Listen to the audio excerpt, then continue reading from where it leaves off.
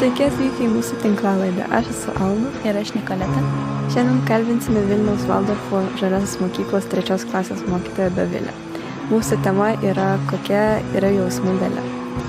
Šiandien, kai pasaulis pilnas skubėjimo ir informacijos, jausmų tema tampa ypač svarbi, nes būtent jie lemia, kaip bendraujame, priimame sprendimus, kaip jaučiamės patys su savimi ir kitais.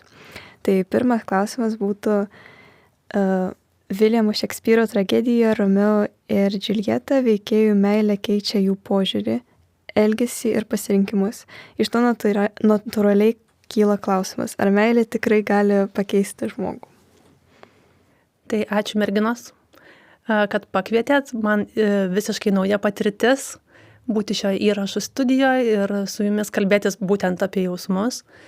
Ačiū Alna už įžangą apie tai, kaip tie jausmai veikia žmogų, ir aš tikrai manau, kad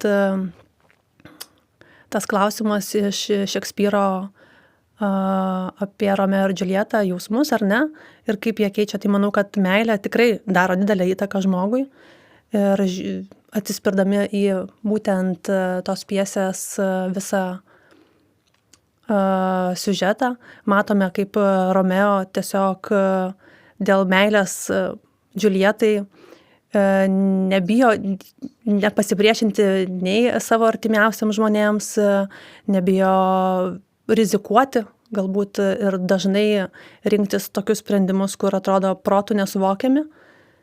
Taip pat kaip ir Džiuljeta, ar ne, iš tos meilės pasiryžusi tiesiog viskam, ir kas atrodo, galvojant iš logiškos pusės, o tai kaip čia galima taip elgtis, bet man atrodo, kai žmogus yra būtent tokioj stiprioj būsenoj, tai tas protas kažkur užmiega, ir galbūt kartais tai atveda į tokį visiškai kritinį momentą, kur ten mirštama ar ne. Kita vertus, tai parodo, kaip yra svarbu žmogui išlikti savimi turbūt ir nebijoti net tų stiprių jausmų, bet daryti tai, kas tave tuo metu tiesiog, taip sakytum, galbūt veža, bet tiesiog nebijoti suklysti. Ir aišku, ta meilė, kaip matome, čia yra tokia dramatiška, pasibaigianti mirtimi. Kita vertus, tai duoda Kapulečių ir Montekių šeimoms tiesiog susitaikymą, ir atrodo, kad tiek reikėjo, kaip čia pasakyti, aukų, kad pagaliau būtų suprasta, kad tai nebūtina tiek buvo galbūt prarasti, kad pagaliau galėtume būti vėl vieningi.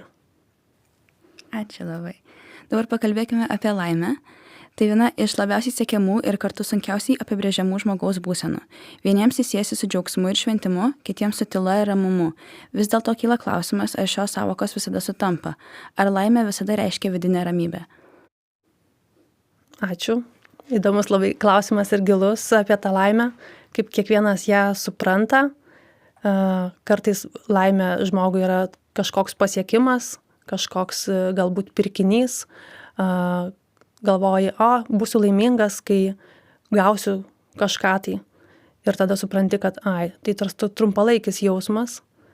Kai kuriems laimė yra tiesiog ta vidinė ramybė, kai tu jautiesi turbūt laimingas, ar tiesiog taip, kaip esi viduje, ir tas išorinis pasaulis galbūt gali daryti įtaką tavo tas laimės ar džiaugsmo apraiškai, bet manau, kad mano akimis žiūrint, didžiausia laimė turbūt yra žmogaus viduje. Ir tie išoriniai dirgikliai, pasiekimai, jie gali tokį suteikti trumpalaikį džiaugsmą, bet ar tai bus vidinė ramybė, nežinau. Man didžiausia laimė turbūt yra būti ramybėje su savimi, pasikliauti savo širdies balsu galbūt, ir kartais atrodo, šiuolaikiniam pasaulyje mes turim labai daug galimybių tą laimę patirti tokią greitą, ar ne? Čia nueiti kažkur tai apsipirkti, čia nuvažiuoti, ir mes matom socialiniuose tinkluose, kokie čia visi laimingi. Ir kita vertus, tai neparodo tikrosios žmogaus vidinės būsenos. Mes galime atrodyti, kad viską juk turim, ar ne, bet vis tiek nesijausti laimingi. Tai manau, kad didžiausias būtent tas laimės faktorius tai yra žmogaus vidinė būsena. Labai gražiai pasakėt. Kitas klausimas būtų, to paties Viljamo Šekspyro tragedijoje Hamletas pasakojama, kaip po tėvo mirties Hamleto sprendimus ir poelgius veikia pyktis. Ar tokie stiprūs jausmai gali užtemdyti protą ir lemti žmogaus veiksmus? Gal jūs galėtumėte pasidalinti savo patirtimi? Oi, pyktis, kaip sako, nėra blogų jausmų. Tai aš tikrai tam labai pritariu, kad visi jausmai yra priimtini, visus juos patiriame ir negalim apsimesti, kad mes nebūname pikti. Ir Hamleto ar ne, istorijoje matome, kaip tas pyktis užvaldo ir tada tiesiog nebesupranti, kiek tu daug padarai net nesąmoningai dalykų. Tai man atrodo, ta pykčio jėga yra labai stipri ir galbūt labai gerai, kad dabar apie tai mes daug kalbame, kaip tie jausmai yra svarbus ir kaip juos reikia išmokti valdyti, ar ne. Tai man atrodo, kad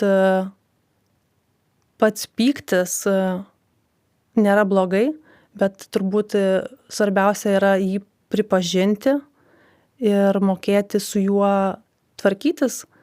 Aišku, kad tu gali būti supykęs ir padaryti kažkokį neapgalvotą dalyką, kai ten nužudyti ar ne, ar kažkam tai, nežinau, pagrasinti, ar šiuolaikiniai visuomeniai tiesiog leptelėti ką nors nelaiku ir ne vietoj iš to pykčio. Ir kita vertus, man atrodo, kad yra labai svarbu taip pamatyti ir pastebėti. Taip, aš dabar pykstu ir gali būti, kad aš dabar norėčiau kažką tai padaryti. Mokėti jį turbūt nukreipti, mokėti išbūti su tuo pykčiu ir atrasti būdų, kaip jį sugrąžinti, nuraminti.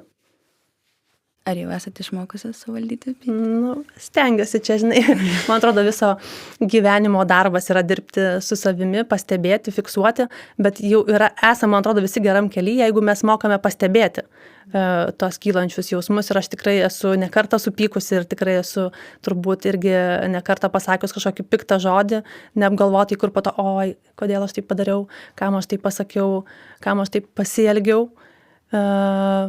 Reflektuoja apie tai, galvoja.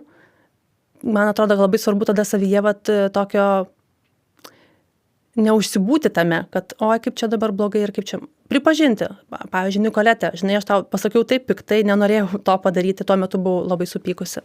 Man atrodo, labai svarbu yra tiesiog nuoširdžiai pripažinti. Pakalbėkime apie tai, kas vyksta po šių visų stiprių jausmų, kaip Jono Biliūno apsakyme Vagis, pagrindinis veikėjas kalba apie patiriamą kaltės jausmą įvykdžius žmogžudystę. Ar kaltė gali persekiojančiai paveikti žmogaus gyvenimą? Ačiū.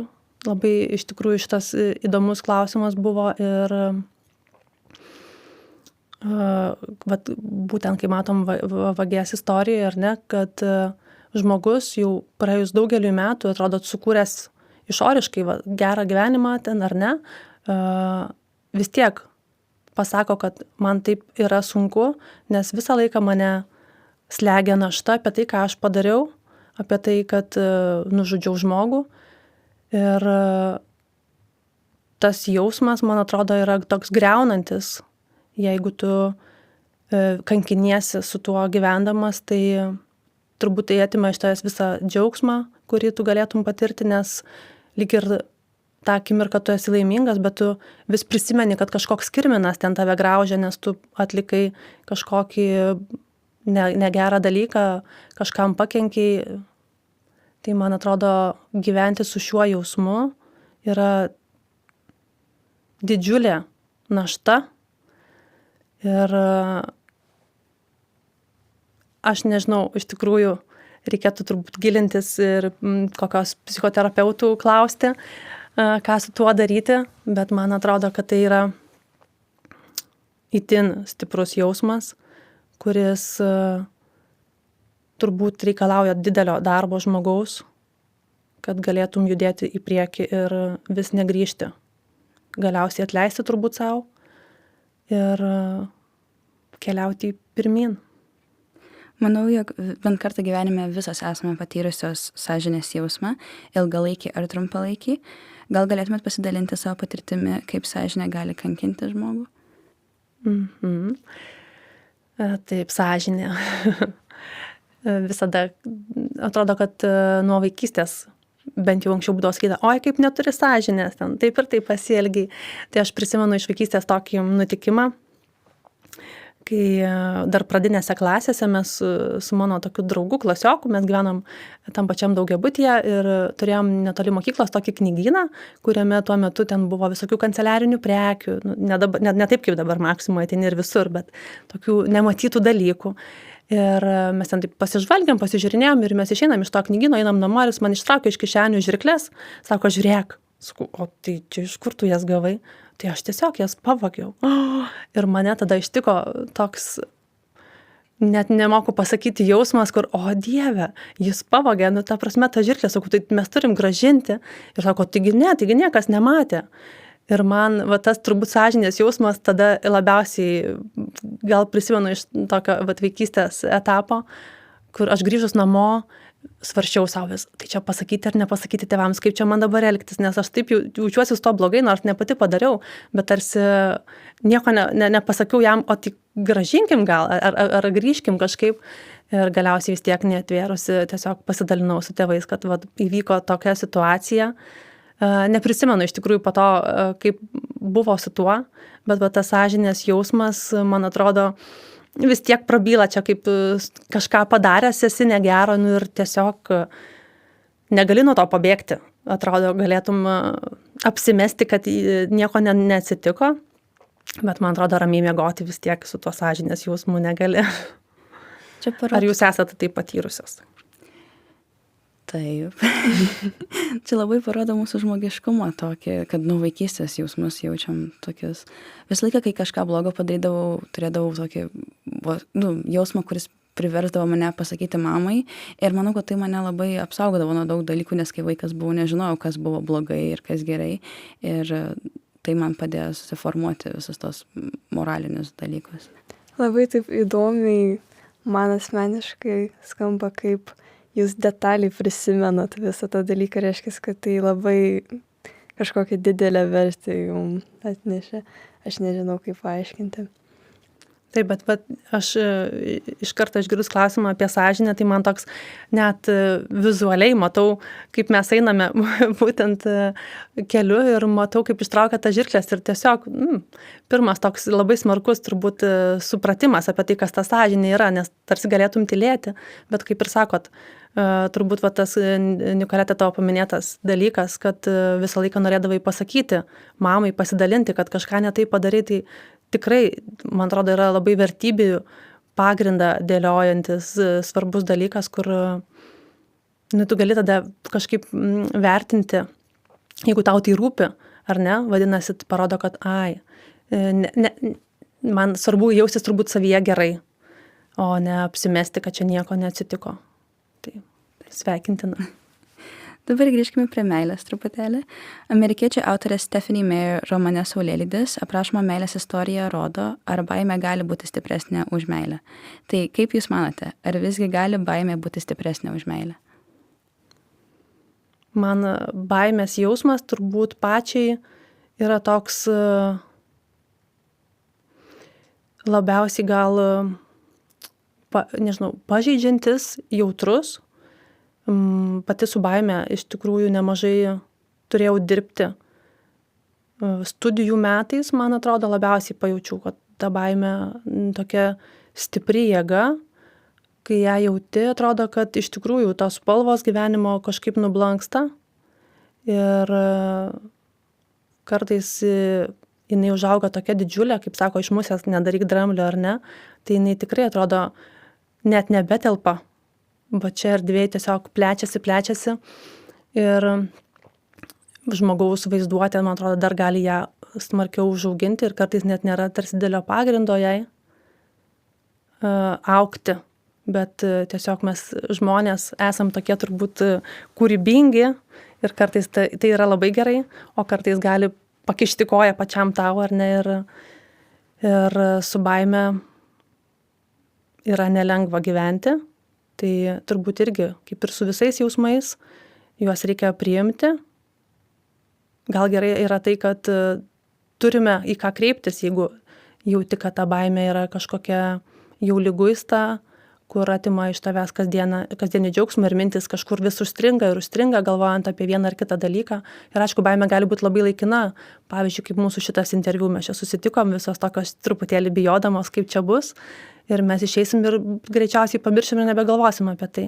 Bet kartais gali būti kažkokių tai minčių, kurios, nežinau, ten bijoti, pavyzdžiui, susitikti su žmonėmis, ar bijoti suklysti, ar ne, ir nuolatos tiesiog su tuo gyventi. Tai, man rodos, irgi tas jausmas atima labai daug džiaugsmo iš kasdienybės.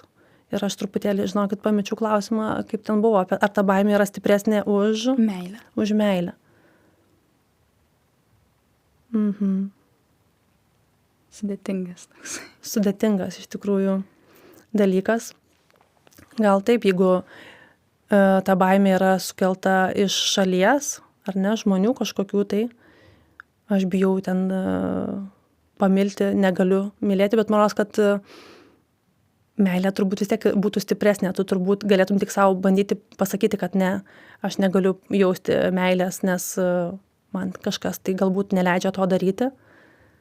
Ir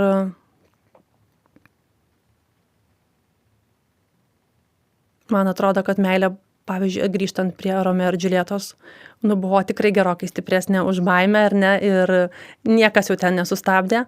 Tai turbūt irgi labai skirtingais momentais kiekvienam gali suveikti.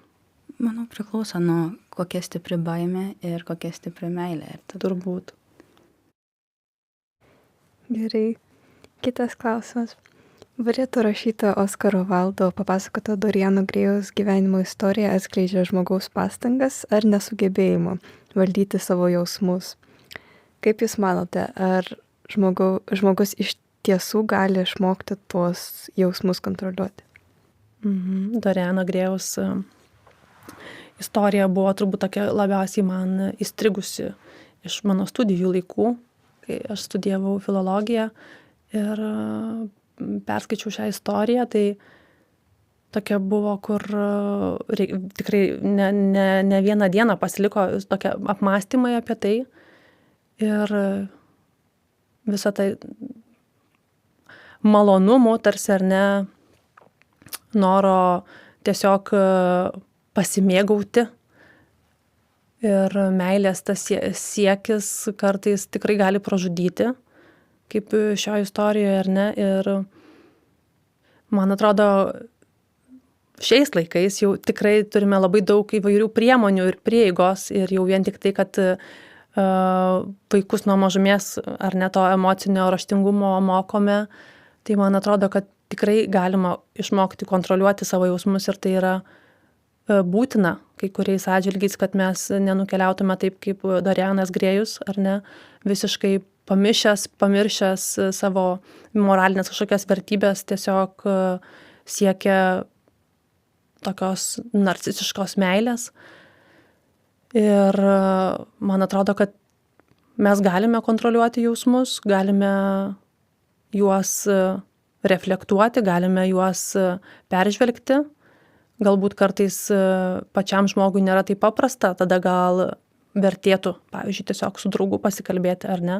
Nicoletė jaučia, kad ten man kažkaip tai tokios emocijos kyla labai dažnai ir galbūt galima tiesiog kartais per pokalbį atrasti būdus, kaip galima savo padėti.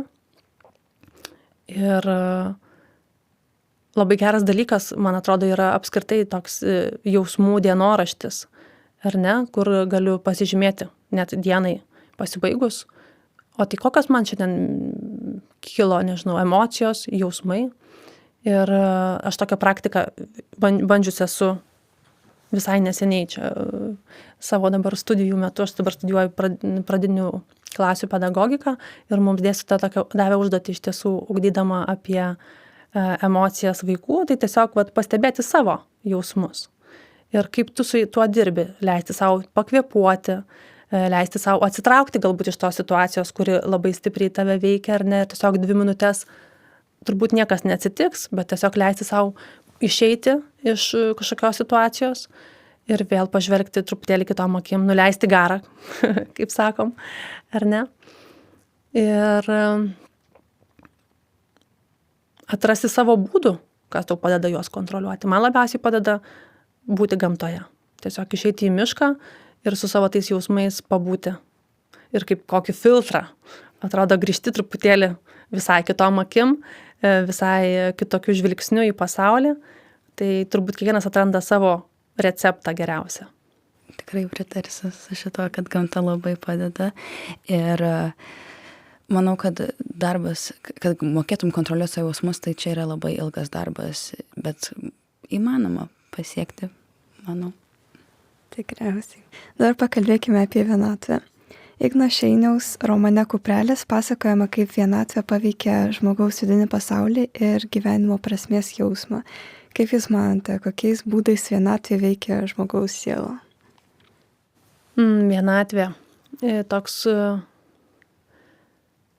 jausmas, man atrodo, kur pirma, ką mes pagalvojom, tai kad žmogus tarsi yra vienas kažkaip fiziškai, ar ne? Vat vienas vaikšto, galbūt vienas kažkur tai atsitraukęs nuo kitų.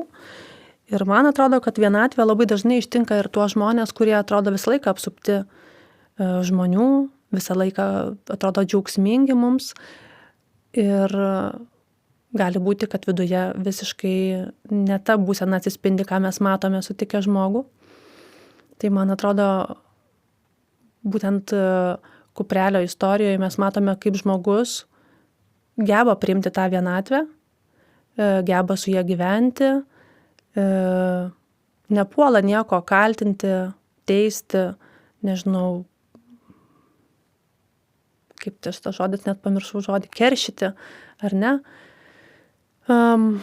Ir čia tokio jau, man atrodo, labai sąmoningumo pavyzdys geras, kad net vienatvėje aš atrandu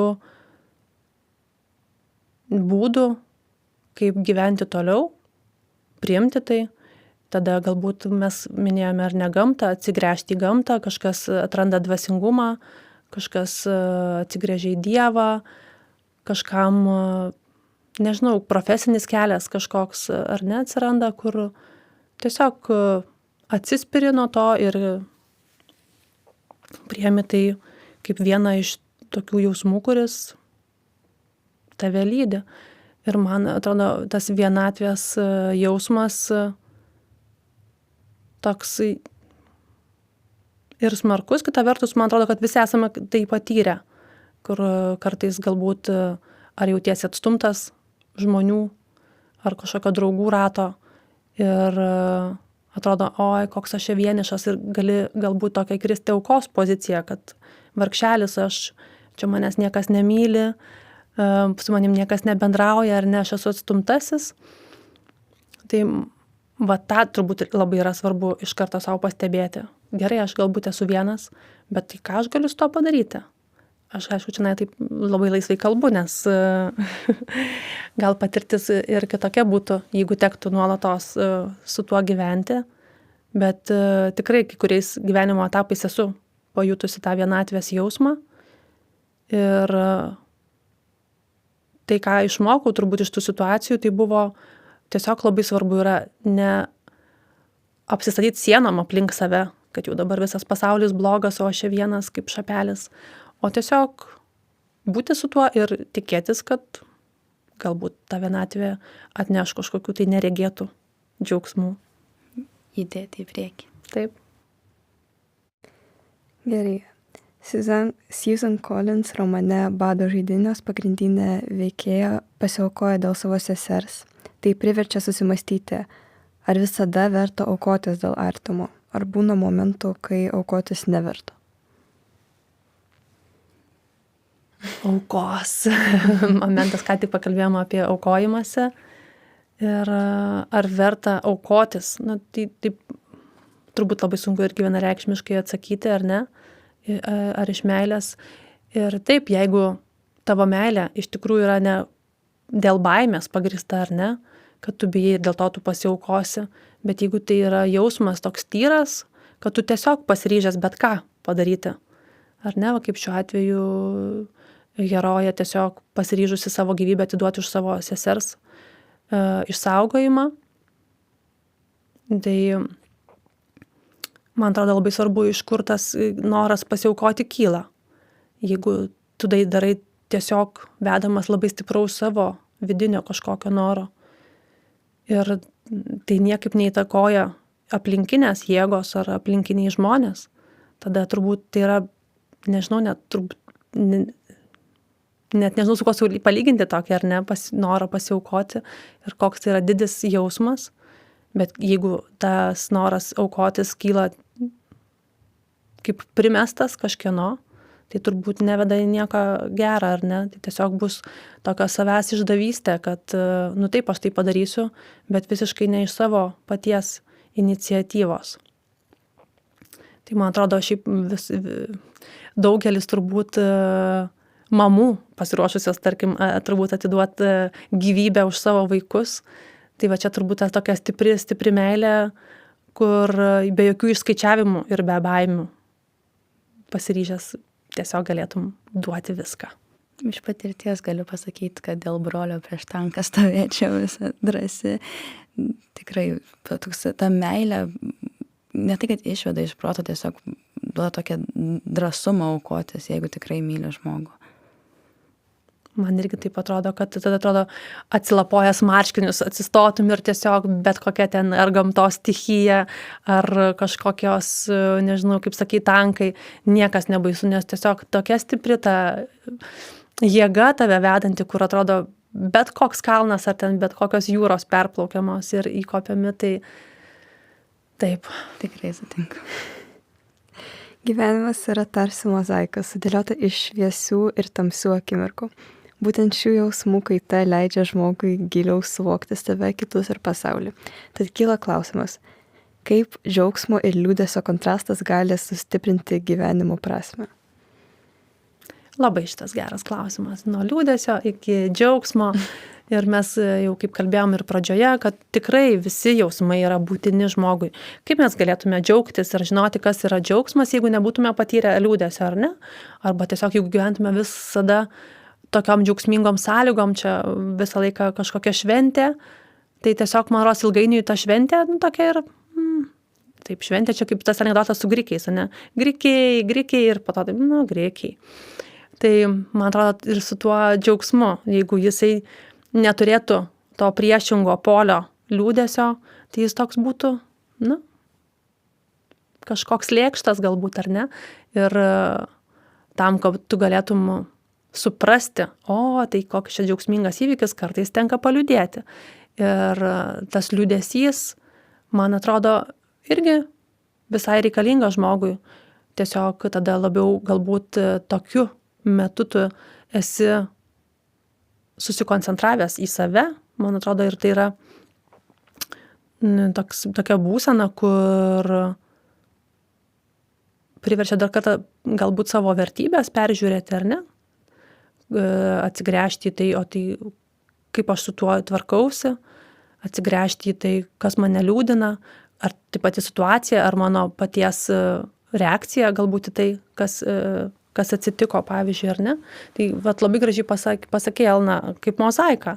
Ir gyvenimas turbūt neišvengiamai kartais bus liūdnas, kartais mums atneš daug džiaugsmo, kartais mes pyksime, kartais jausimės vieniši.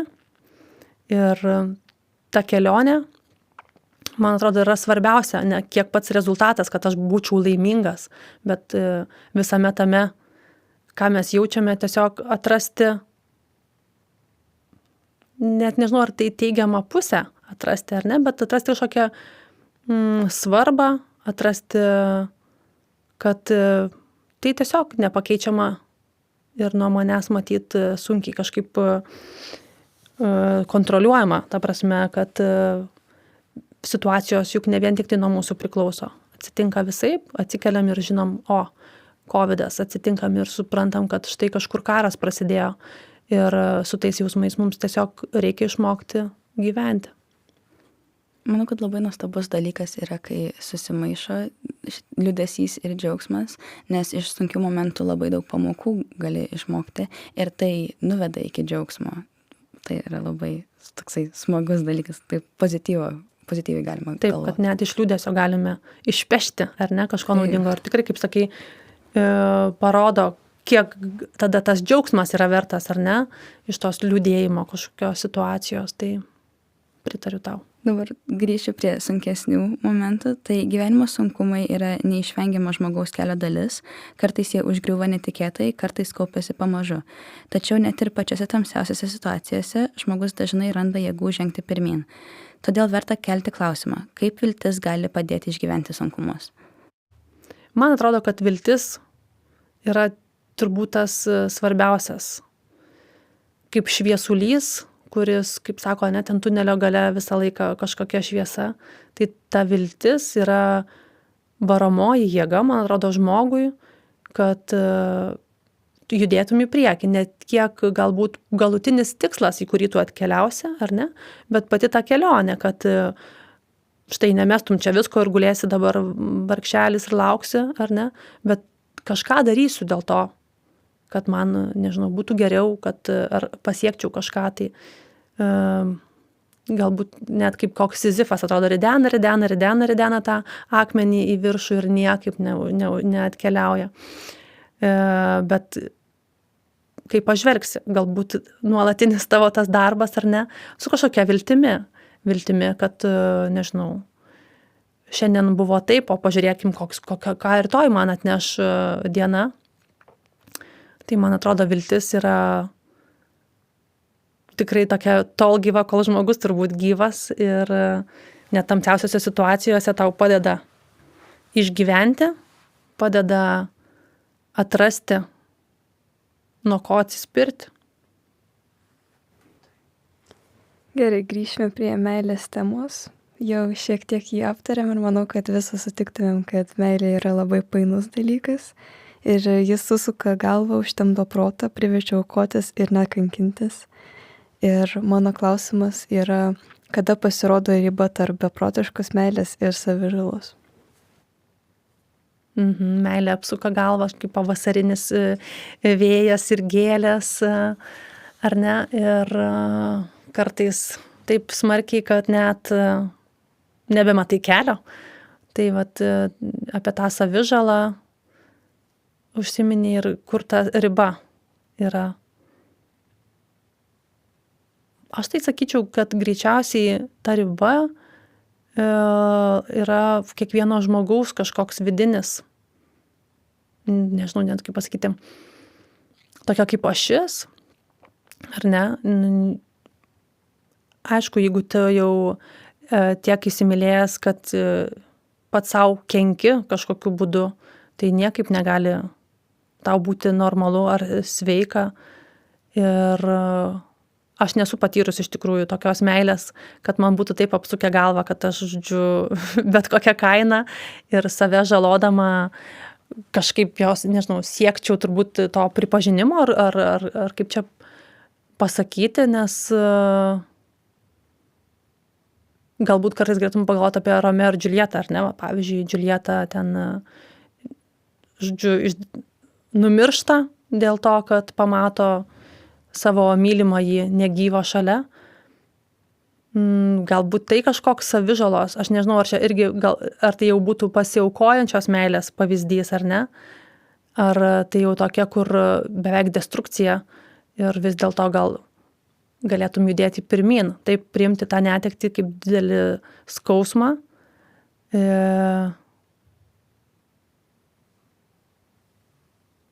Tai toks labai gilus klausimas ir man atrodo labai svarbu, kad ta meilė, kokia ji bebūtų, kad būtų iš tokių tikrų paskatų, iš tavęs paties kiltų, o nebūtų kažkaip primesta. Tai vat, turbūt iš to tyro jausmo kartais galim nukeliauti kažkur į kitą kraštutinumą. Kitas klausimas man yra asmeniškai vienas iš sunkiausių. Tai istorijoje gausu pavyzdžių, kai žmonės buvo privežti gyventi itin sunkiomis, nežmoniškomis sąlygomis, karo priespaudos ir tremties metu. Tokiose situacijose žmogaus gebėjimas išlikti savimi tampa nepaprastai svarbus. Tai verčia susimastyti, kaip išsaugoti savo žmogiškumą nežmogiškomis sąlygomis. Labai jautri tema ir iš tikrųjų mūsų kontekste šiandieninėme, ar ne, kaip tą žmogiškumą išsaugoti net tokiomis, atrodo, nežmoniškomis sąlygomis. Ir galbūt mane kas palaiko labiausiai tai, kad visada yra žmonių, aš taip tikiu ir tiesiog, kurie net tokiomis sąlygomis kažkaip savo vertybių neatsisakys, ar ne, ir mums tai rodo mūsų istorija,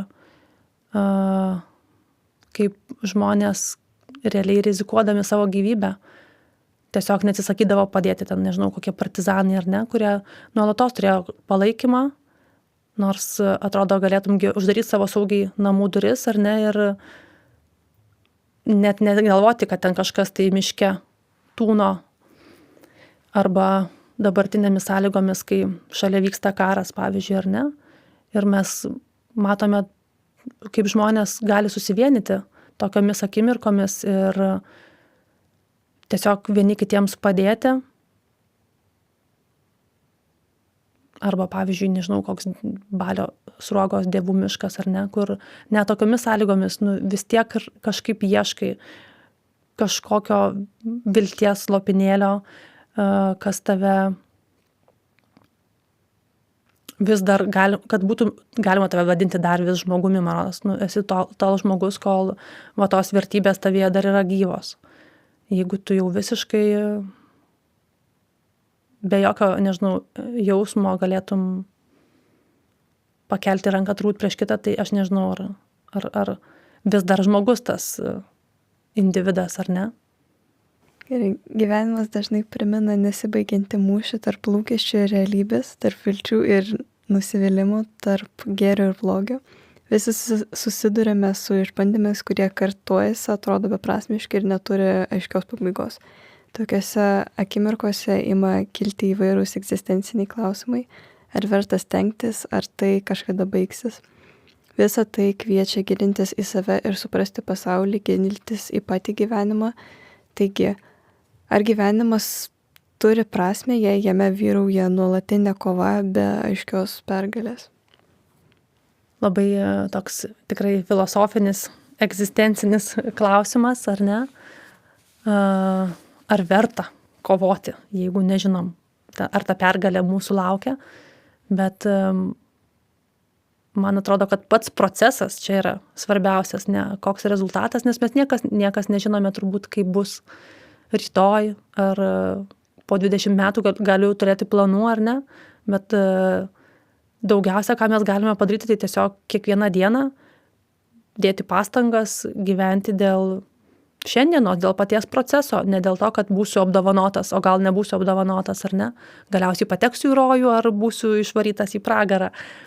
Bet tiesiog kiekvieną dieną pagalvojant apie tai, o tai ką aš darau, kad pasiekčiau, ar mane šitas kelias džiugina, ar aš tai darau dėl to, kad aš pats noriu, ar tai yra tiesiog kažkaip man primesta iš aplinkos, ar tai yra tiesiog visuomenės kažkokia norma, kad taip turiu daryti. Ir man asmeniškai turbūt labiausiai yra patikęs Camus, nežinau, ar jūs esat skaičiusios jau ar ne, tiesiog, pavyzdžiui, Svetimas kūrinys, kur tas personažas apie tai galvoja, ar ne, ir galiausiai supranta, kad tai tiesiog tai nėra atsakymų turbūt į tokius klausimus, ir ką aš galiu padaryti, tiesiog kiekvieną dieną judėti į priekį, ką mes kalbėjome, ir man atrodo, kad čia labai yra svarbu žmogaus pasirinktas kelias. Pavyzdžiui, aš dirbdama mokytoja jaučiuosi, kad man nėra svarbu, koks bus, nežinau, rezultatas galiausiai, bet mane džiugina ta kiekviena diena. Tiesiog galbūt iš šalies kažkas mane kartą bandė sakyti, mokytojo kelias, kam jų pasirinkai, kokia prasmė iš to, jų galėtum dirbti ten kokioj nors įstaigoje, nesukti galvos, ar ne, bet tai nebūtų tas, kas mane džiugintų kiekvieną dieną, arba nežinau, verstų kažkaip tobulėti, ieškoti tokio noro, kas mane stumia į priekį. Tai vat, man turbūt tas yra svarbiausias dalykas, kad kiekvienas žmogus atrastų tą kelią savyje. Ir aš visą laiką vadovaujuosi turbūt širdimi. Ir širdis turbūt toks yra kaip geriausias kompasas, kuris parodo, ar gerai tu čia judi, ar nelabai. Ir tada klausimų, kurios kelia dažniausiai protas, ar ne tenai, ar nežinau, ar čia verta man gyventi, ar neverta. Tai tada tiesiog sumažėja, kaip atsigręžiu į savo širdį, į tai, kas yra mano viduje. Tai man atrodo, tada iš karto tokie atsakymai, jie kartais nebūna patogus. Ar ne, ir kartais ten turi imti ir pripažinti, kad tai, ką dabar dariau ir galvojau, kad čia yra geriausias mano pasirinkimas, greičiausiai, pavyzdžiui, taip nebuvo, ar ne, ten, nežinau, 20 metų dirbau tik dėl to, kad, čia labai gera profesija, arba čia visi tik pavydėt galėtų man tokio darbo, bet visą laiką tiesiog tą dariau be jokio džiaugsmo, be jokio pasitenkinimo. Tai turbūt toks kelias gyvenimo nei rezultato džiaugsmingo duos, ar ne, nei patį procesą leis išgyventi kažkaip įvairiaspalviškai, sakykim taip. Tai man atrodo, visas atsakymas yra žmogaus viduje. Taip, tikrai. Dabar mūsų paskutinis klausimas bus apie nusivylimą. Grįžtam į sunkesnės temas.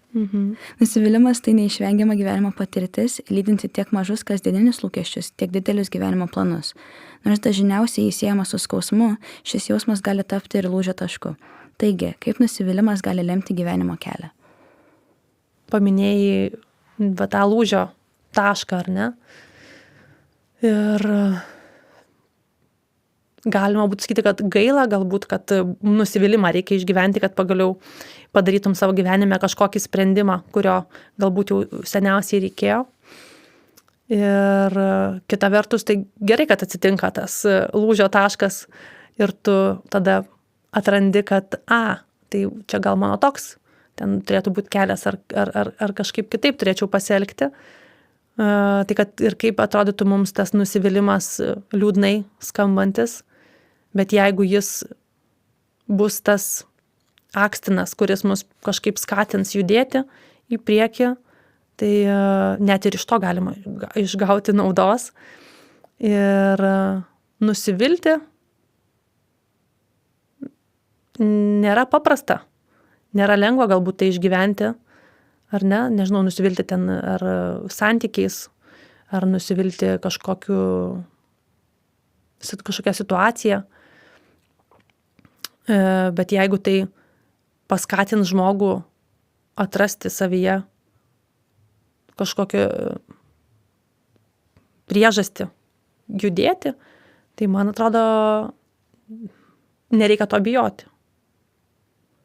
Ir taip sakyčiau, kad nusivylimas tai kartais priveda prie to lūžio taško, kur tu turi persižiūrėti savo vertybės, turi persižiūrėti, o kaip aš čia gyvenau, ar tai atitinka mano moralinės kažkokias nuostatas.